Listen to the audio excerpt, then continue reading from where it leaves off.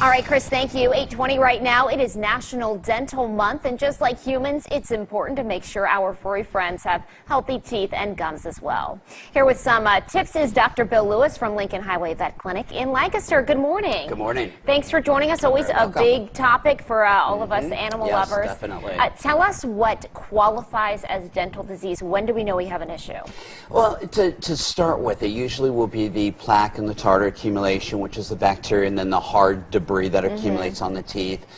From there, it develops into gingivitis, which is inflammation of the gums. That can cause, of course, bleeding and other issues. From there, we start getting into the beginnings of periodontal disease, where the gums recede. We start getting the breakdown of the tooth supportive structures. Bone recession occurs. We can get into infections within the bone. That's when we start getting into loose teeth and all kinds of problems. Yeah, how do you catch this beforehand? You look at a couple of things. Number one, if you start noticing reluctance to eat food, especially hard food, we'll find that they won't want to eat the hard, but they'll eat more of the wet food. Of course, bad breath is one of the first odors that we'll see. The animals might get food in their mouth and then they just let it drop out. Bad breath is usually the first thing we'll generally notice. And bad breath, is there a difference between, oh, they ate something in the backyard? Yeah, that's what happens to our dog. Exactly. And really bad breath. There generally is, because when we start thinking in terms of something that they ate outside, you're going to have more. It's going to be more of a distinct kind of odor related to that versus more of a pungent odor that you're going to get with dental disease, odor that can practically knock you down, so to speak. What kind of things can be done, procedures can be done to prevent this or to solve it if they get that far? Oh, sure. Definitely the preventative standpoint, as puppies start brushing their teeth. Okay. That's generally... It's so hard to do. Oh, I know, and we generally don't think about it because as puppies, they lose their puppy teeth, so we don't think about it. But that's when to get them started so that when they are adults, we can do a little bit better job.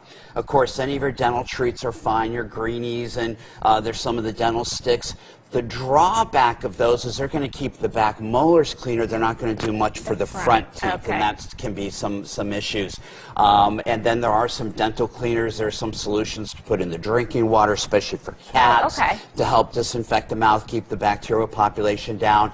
We're showing some images of kind of pre and post dental cleanings, and you can see where you can have some really bad teeth, a lot of tartar and plaque on, and then you can see where it's a little bit more red around the gums. And there we've got the tartar and the plaque developed on the teeth.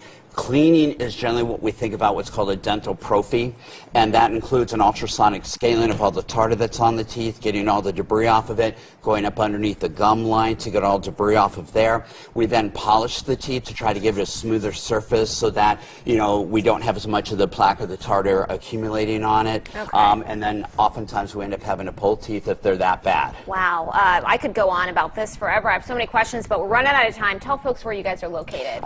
It's Lincoln Highway Veterinary Clinic. We're located on the east end of Lancaster. All right, and we'll have more information about where folks can find you and talk to you on our website, fox43.com. 8:24. We'll be right back.